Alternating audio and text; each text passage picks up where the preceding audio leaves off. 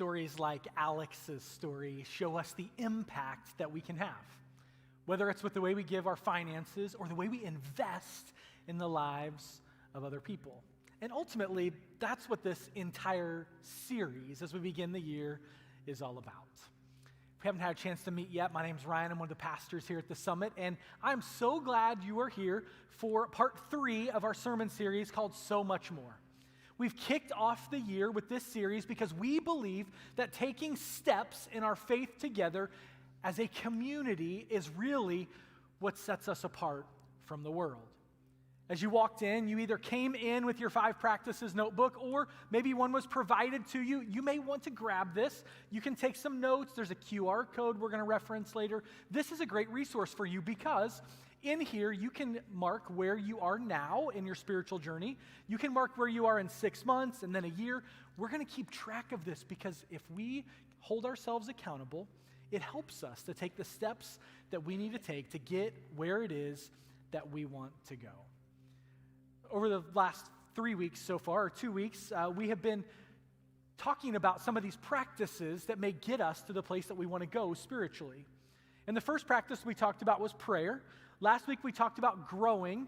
This week I'll come back to in a moment. Next 2 weeks are serving and inviting. And so this week, smacked right in the middle, is super intentionally where it is. Today we're talking about giving. And giving is an outflow of these other 4 things happening in our lives. When we're praying, and when we're growing, and when we're serving, and when we're inviting, the gospel is at work within us, and the natural outcome is that we're giving. Why? Because we're becoming more like God, and God is a generous God. Now today I'm going to talk to you about giving, but here's what I'm not going to do. I'm not going to tell you that you should give. Because I believe that as your pastor, that most of you, many of you, I hope all of you already have in your heart and in your mind ideas about how you want to give. You want to be a giving person. You want to be a generous person. You want people to think about what you do for others instead of having things done for you. And so instead of motivating you to give, I want to talk about why we give, and I want to give you some ideas about what it might look like for you to take steps in your giving in the coming year. And here's the great news about giving. Giving is a universal concept. If you walked in today and you're not sure about the spiritual thing, or maybe you're just beginning the spiritual thing, or if you've been following Jesus for decades, there's room to grow in our giving.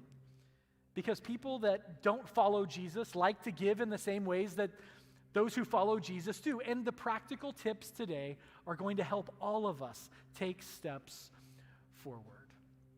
And ultimately, the way that we think about giving shapes how we give. And the approach we have to giving shapes how others receive our giving. The Apostle Paul knew this as he wrote in 2 Corinthians chapter 9. Here's what he says. Each of you should give what you have decided in your heart to give, not reluctantly or under compulsion, for God loves a cheerful giver. Now, it's interesting to note that Paul is sort of assuming that we're going to be people who are giving. He doesn't make the case that you should give. He instead makes the case of how you should give. You should give cheerfully, not because you have to, but because you want to, because of what it can mean for you and in the lives of the people around you. How we give matters. And giving pops up time and time again in the pages of Scripture. Think about this. Faith and prayer are found a combined 500 times in the Old and New Testament, compared with money or giving, which is found 2,350 times in the Old and New Testament. 4.5 to 5 times more often, we're taught lessons about the way that we give. Why? Because the way we give says something about who we are. It's a spiritual issue. It is truly a matter of the heart. And so today we find ourselves at this practice, the practice of giving. And this is one that I've heard all the critiques about, right? I mean, when we're talking about giving, I know that there are going to be people who walk in and hear what we say about giving, and they're going to leave, and the takeaway is going to be, all the church wants is my money, and all the church talks about is my money. I know that. But let me say this to you. That's not all we talk about, and that's not all we want. In fact, we talk about all kinds of other things, and if you come 52 times during the year, You maybe just picked a bad Sunday if you show up and we're talking about giving. Because it doesn't come up every week. It's not the sermon topic all the time, but it is incredibly important because how we give says a lot about how we live. When it comes to money, I don't have any trouble standing in front of you and addressing the topic because I don't want something from you. I want something for you. And I truly believe that when you start walking down the path of giving, when you start living a life of generosity, that it will pick up steam and it will help you become even more than you thought was possible. So today, why don't we do this? I want to begin by reminding you why you might give. Why does it feel the way it does when you give? I mean, we just had Christmas, right? I mean, I imagine there's someone in your life that you purchased a Christmas gift for. You went and you found the perfect gift. And you wrapped it up and you put it under the tree and you couldn't wait until Christmas Day when they were going to unwrap it. Or maybe you didn't wait until Christmas Day for them to unwrap it because you were just so excited. This feeling of anticipation and giving someone something is a universal feeling. And it happens because giving is good for us. Today I want to share 4 things with you about maybe reminders about why we give. The first one is giving helps me think about others. This happens perhaps no more directly or obviously than when a child gives a gift to a parent. I don't know how many times you've received a picture drawn by a child that looks like it was scribbled with no particular intention in mind. And did you take it up and wad it up and throw it in the trash because it meant nothing? No. You held on to it and you cherished it and you put it somewhere safe because it wasn't the amount of time or energy or how good it was that was spent on it. It was the fact that they had given you a gift at all. I remember the very first time we sent our oldest off to buy Christmas gifts on his own. Now, on his own is a strong statement, because it was actually to the school that they had set up a store where he could buy me a Christmas gift with my own money. And so I sent him to the store to buy me a gift, and he bought something. He bought what he thought was the perfect gift. It was the right thing in the moment. He could not wait to give it to me. They wrapped it up, and I unwrapped it, and it was something that I will never wear, but I cherish so dearly, and it's this. And sometimes he still thinks that's true, don't you? It didn't matter that I didn't love it. It didn't matter that it wasn't something I was going to wear. What matters is the fact that he bought it for me, that he gave it to me. The attitude was so much more important than the amount. When we give, we have an opportunity to give a part of our heart in the act of giving. There's this incredible story in the Gospel of Mark. And Mark is telling about this event where people are coming forward and giving offerings at the church. They're giving money in the church. And it's really a great thing that's happening. People are coming, they're giving extravagant gifts. There's lots of money being given. And then in the midst of all of this extreme generosity, a woman comes forward and she drops 2 copper coins in the offering. And that's where we pick up the story in Mark chapter 12. Jesus called his disciples to him and said, I tell you the truth. This poor widow has given more than all the others who are making contributions. For they gave a tiny part of their surplus, but she, poor as she is, has given everything she had to live on. When we hear the story of this widow, we're reminded that it's not always the amount that matters. It's the heart behind the gift. What she gave said something about who she was. And when we give, it makes a difference for others. The second reason we give is giving helps me think about my church. Giving helps me think about my church. Now, if you're a visitor here, maybe it's your first time and you're thinking, wow, I picked a great day to come. This is a great day to come because you get to see in action what this church is and what this church does. Your generosity has a ripple effect in this church and in this community. When you give, think about this, the people sitting around you are also giving, which means that your gift instantly is multiplied. Your gift instantly is able to make a bigger impact because all of us taking steps together can make a bigger impact than any one of us doing it on our own.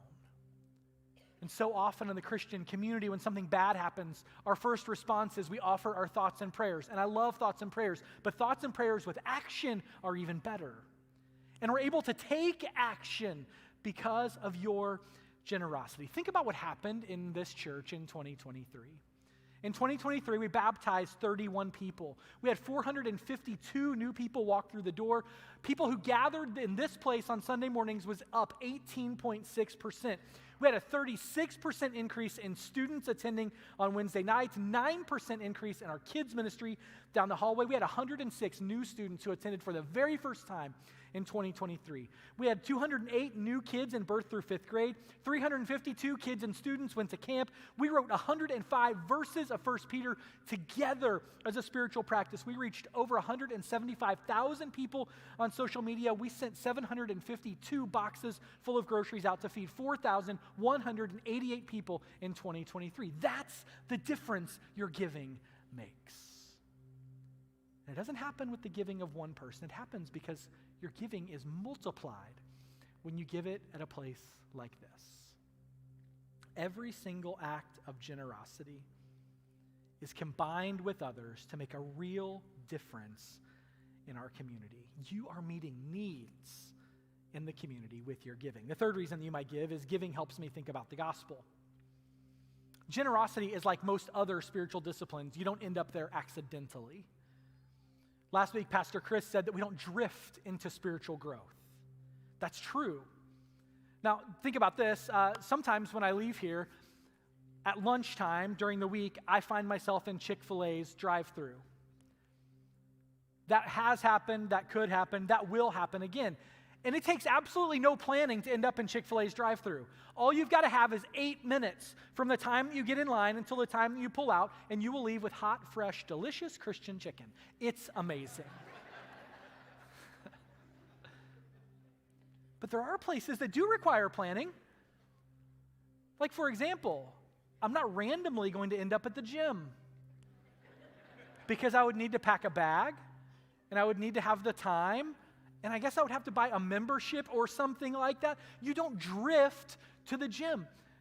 Our giving is closer to generosity than it is to Chick-fil-A. Our generosity requires planning. In Ephesians chapter 1, Paul says that before the foundation of the world, God had a plan for us. In his generosity, he was thinking about us and helping us become the people that we would be. We don't typically stumble into generosity. It takes a plan to make a difference in the lives of other people. The Apostle Paul knew this was true. In fact, he wrote a letter to the church at Corinth, and he gave them some specific instructions about how to be people who are giving. And here's what he says in chapter 16. He says, on the first day of each week, you should each put aside a portion of the money you have earned. Now, he doesn't tell them to show up and give what they happen to have, right? He says, set aside a portion and give that amount. And they knew exactly where it was going. It was going to the offering for the church at Jerusalem. It was going to make a difference, a kingdom impact in their world. And when generosity like this becomes a part of your life, it changes you. Giving changes you because giving is part of the character of God. Giving is an outflow, an outworking of the gospel in your life. The gospel impacts everything about who you are. And so does your giving. I mean, research says that giving improves your relationships, it makes you healthier, it lowers your stress, and it makes you happier. Why does it feel good to give? Because we were made to do this. We were made to think about something other than ourselves. This is the gospel at work in our lives. This is the good news of Jesus impacting the lives of others. The fourth reason that we give is that giving helps me think about the future. When I give, I'm thinking about more than the here and now. Giving is a little bit like saving, right? You're saving because you're thinking about what could be, and when you're giving, you're doing the same thing. When you're giving to the Summit Church, when you're giving towards the kingdom work happening here, you're remembering that this is a church that has a vision to reach new people. to create spaces where people who don't know the hope that Jesus offers can come and experience that kind of hope. You know that this is a place where we're trying to activate Jesus' love in the community, where we're saying yes to all of the things that we can do to make a difference in people's lives, to meet real, physical, tangible needs. We can provide access to mental health services. We can battle food insecurity, and we can resource families who are struggling. When you give, you're activating God's love in the community. When we give, we're thinking about being a part of a church that wants to connect people in meaningful relationships. Because we know that whether it's a trading card group, please sign up and help CG. Or if it's a burn-ins group, go with me to find the best burn-ins in Kansas City. Being in Christian community changes the way that you live your life. When we give, we know we're giving to invest in the next generation. We want to have a church that has a culture where students are inviting their friends. We're seeing that take root already with an increase in attendance. We want to be a church that is so invested in the next generation that kids are dragging their parents to church because they can't wait to see what they're going to learn in kids ministry that Sunday. When all that happens, we're going to be a church that grows. We're going to grow bigger and deeper through meaningful relationships. And I know the critique. I know the criticism that as churches get bigger and you think about more people coming, it's like it's all about the numbers. And I guess I would just say this. I guess it is all about the numbers because every number represents a person who has an opportunity to take a step in their relationship with Jesus. And that's what I'm about.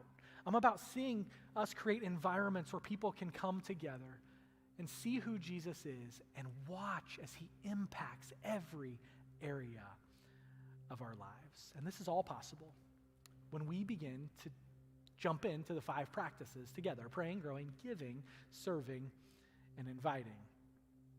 But today I thought I would take just a moment in the midst of our time together and give you a peek behind the curtain. Because I think that there are assumptions that people make about giving at a place like the Summit. Most people walk in and they're like, this is either bigger or smaller than the church they've been to, right? They went to a church that was bigger and they're like, oh, this church is so small, they don't need our money. Or they walk into this church and it was bigger than the church they came from. They're like, oh, this church is so big, they don't need me to give.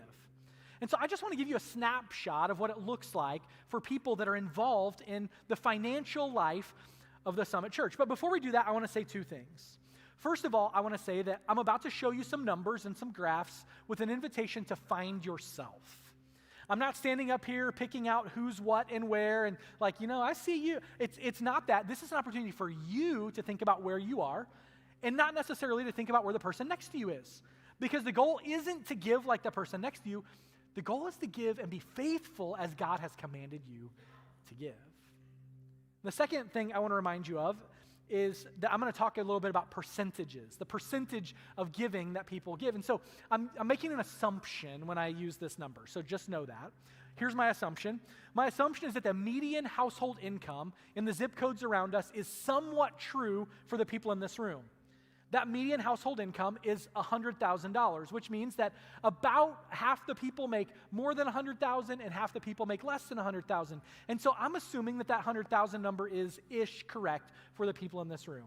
Now you may be sitting here thinking, wow, I wish I had $100,000. Well, do the math and make it work for you for where you are. Figure out what the percentages would be in your life. And since I'm not a math whiz, I'm not going to be offended if you need to get out your calculator to do a little bit of study to get where we're going together. So let's build the picture together. Just for context, there are 895 total households who give to the Summit. This is what the graph looks like without any people on it. And so when I get to each one of these, I'm going to tell you 3 things about them. I'm going to tell you, first of all, how many households are in each band of giving. I'm going to tell you what percentage of total households that is, and I'm going to tell you what percentage of the total giving they make up. It'll make more sense, even more sense, as we get going. So let's look at this, bands 1 and 2. These are the people in our church who give between $1 and $999. This is the largest chunk of people in our church. If you add up those numbers, that is 50.5% of giving households. More than half the people who give to the Summit fall in these households, and they make up 3.8% of all giving to our church budget. And here's the thing. Some people look at that and they're like, that doesn't compute for me. How is that even possible? And here's my response. That is so healthy. That is so incredibly healthy. that we have so many people who are giving at that level? Because it tells me a couple things. Number one, it tells me that we're seeing lots of new people walk through the door. They're walking through the door and they're not sure how invested they want to be, and they're testing it out and they're trying it out. And this is a place to start. It's a place to see what it's like. It also tells me we have a church that's full of kids and students, and that our kids are giving based on the allowance they're giving, and our students are giving based on their high school jobs that they have after school. This is an incredibly healthy thing, and it gives us a place to begin growing. And here's the other thing. These people have done the very hardest part. They've taken the first step. They are already giving, and they're ready to take steps and to keep on growing. The next band, I call it band 3, is those who give between $1,000 and $2,499. If we use our $100,000 number, those are people giving between 1 and 2.5% of their annual income. This is 19.8% of our giving households, and they give 8.6% of our budget. And if you identify yourself in this band, I just want to encourage you to think about how you might take a step in the coming year. What would it look like for you to go out on a limb and say, I want to grow in my giving. I want to take a step in my giving, and to do just that in 2024. Next band is bands 4 and 5. These are the people who give between $2,500 and $9,999, or between 2.5% and 10%. This is 22.7% of our giving households, and they give 30.9% of our budget. Now, we use the median household number, which is a number for us to talk about publicly and in a large group. But for many people, they make less than the median household income, which means that if they give at this level, they're giving not only some of them a tithe, but extremely generously beyond a tithe, because they want to be sure that they're investing in God's kingdom. This is the group of people where you've probably work a job where you receive the average raise this year of between 3.5% and 5.5% that most people received, according to research for 2024. And this might be a spot for you to take some of that you've received as a raise and invest it in what God is doing through his kingdom at the Summit Church. The key is to set your heart on reaching the point of a tithe, or 10%, and begin to work in that direction. The last two bands are those who give over $10,000. These people give more than 10% of their income, and it's 7% of our giving households, and these 7% give 56.6% of the giving to budget. And if you fall in one of these bands, here's what I know about you. I know that you have discovered the joy of sacrifice that leads to increased giving. You've decided that seeing what God can do with the 90% after you give 10% brings satisfaction that keeping all of it for yourself simply cannot provide. As I look across these numbers, I'm reminded of all of the people who give to make a difference in our church and in our community. And some of you are like me, and you might be a little bit competitive, and you're wondering, okay, so how does that stack up? I mean, what does that look like compared to the churches across town and the churches around the area? So here's kind of how it works. So it's great news. Compared to churches in our region, our giving for each annual household is 40% less than other churches. I see the confusion. You're wondering how that's good news, right? Here's how it's good news. We have 62% more households who are giving something at the Summit Church. You know what that means? That means there is so much more on the horizon for your church. So how do I get from here to there? How do I take steps? How do I get where I want to go? If you open up your 5 practices guide on page 29, there is a QR code that links you to a resource called When You Give. And I just want to invite you to keep that handy and take a look at that. And When You Give gives you this graph on one of the pages. And this chart is an opportunity for you to find yourself and think about how you might grow in your giving. It's an opportunity for you to look and say, I'm an exploring giver. And so what am I going to do? What's my action step? There's a place for you to see and know and identify that maybe your next step is just to set up recurring giving. Or maybe you're a percentage giver. It's like, I give 2% and I'm going to give 3% in the coming year. Whatever that thing is, each one of these areas is a place for you to identify how you are giving and to think about how it is that you might take a step. You know, it's been snowing a lot, right? And there's been opportunities to go out and drive around. And I was reminded this week of the similarities between driving in the snow and giving. Here's the similarity. When you get in the car and you start driving and there's snow on the ground, maybe the worst thing you can do is to just hit the gas and try to go from 0 to 60. Because you spin your tires and you get stuck and you might get sideways and fishtail and all the things that can go wrong. Instead, what do you do when you drive in the snow? You touch the accelerator and you begin to move forward and you gain the confidence to continue to proceed to the speed at which you wish to travel. And giving is so much like that. Beginning the process might just be taking a little step, giving that first time. Why? Not because I want something from you, but because I want all of these benefits for you. And as I've shared with you before, I'll say it again, I would never ask you to do something I'm not willing to do myself. And Rebecca and I have been tithers since we first got married. We have given to the Summit Church, and we give to other organizations outside of here as well. But in the coming year, we have made an increased commitment to tithe and beyond at the Summit Church, increasing our giving by an additional 1% here at the Summit. And here's why.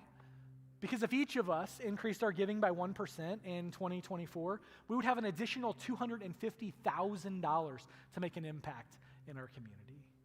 What an incredible difference that could make. I want to invite you to think about how you might take a step. Every person on our church council, your church board, has already committed to doing something in the coming year. They've looked at these 5 practices and they've said, here's how I am going to make a difference. When you walked in today, you received something that looked like this. And inside, there's a place for you to share your plan. Someone tore mine off. How does that work? Here it is, share your plan. And I want you to take this and I want you to think about it and pray about it and spend time with it. And I don't want you to fill it out and I don't want you to hand it to me. Because I want you to think about where it is God is calling you in each of these areas: praying, growing, giving, serving, and inviting. Pray through this. In a couple weeks, we're going to give you an opportunity, whether electronically or on paper, to share this with us. And when you do, it's an opportunity for us to give you resources so that you can continue to take steps forward. We want to see what happens in 2024, and it happens when all of us together are committed to taking steps in each of these 5 practices. You know, over the past several weeks, I've seen the same story pop up on social media time and time again, and it's a picture of a young man who I happen to know, and he's on side stage right now, and he's going to come out here and join me. Isaac, will you come and join me? He's going to bring his family with him, I think. Is that right? They all coming? This is my friend Isaac Murdoch. It's his dad, Ryan, his brother Eli, his mom, Christy. Come right on up here, sir.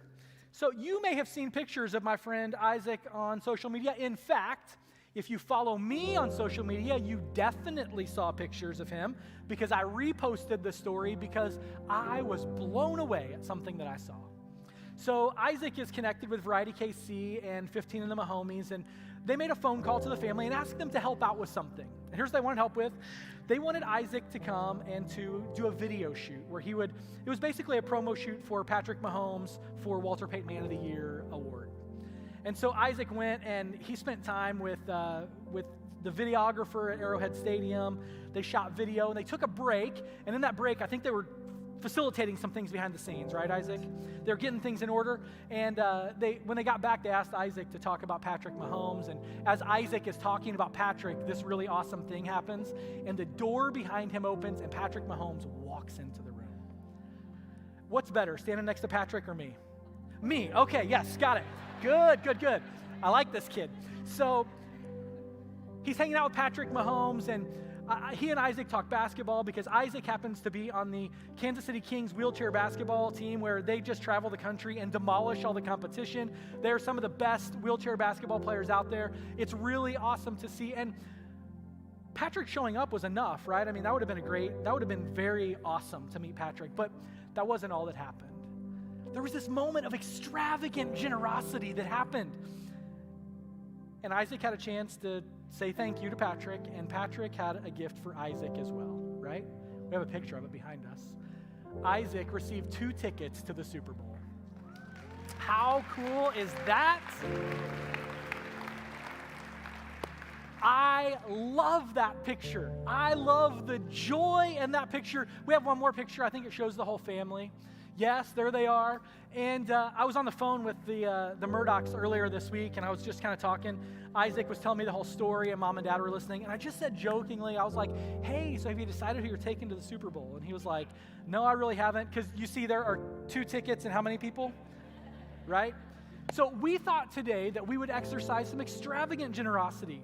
And we have for the Murdoch family 2 more tickets to the Super Bowl. There you are, my man.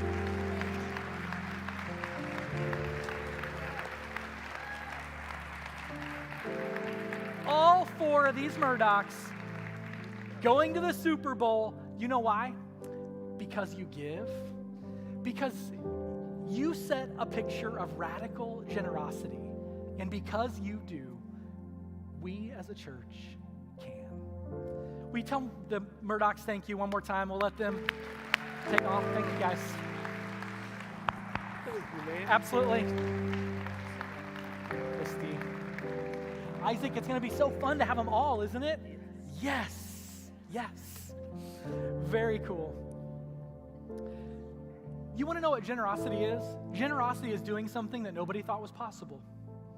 Generosity is going above and beyond. Generosity is doing the unexpected. Don't you want to live like that? I mean, wouldn't it be great if when people saw you, that's all they could think about is the things you do for other people, the ways you make a difference, the impact that you make? That's the kind of life that I want to live. And it's the kind of life I want for you. And so when someone asks me, don't you hate talking about giving at church? The answer is no. I actually don't hate it. Because I know what it can mean. I know what it can mean for the church, and I know what it can mean for you as you make an impact in the lives of the people around you.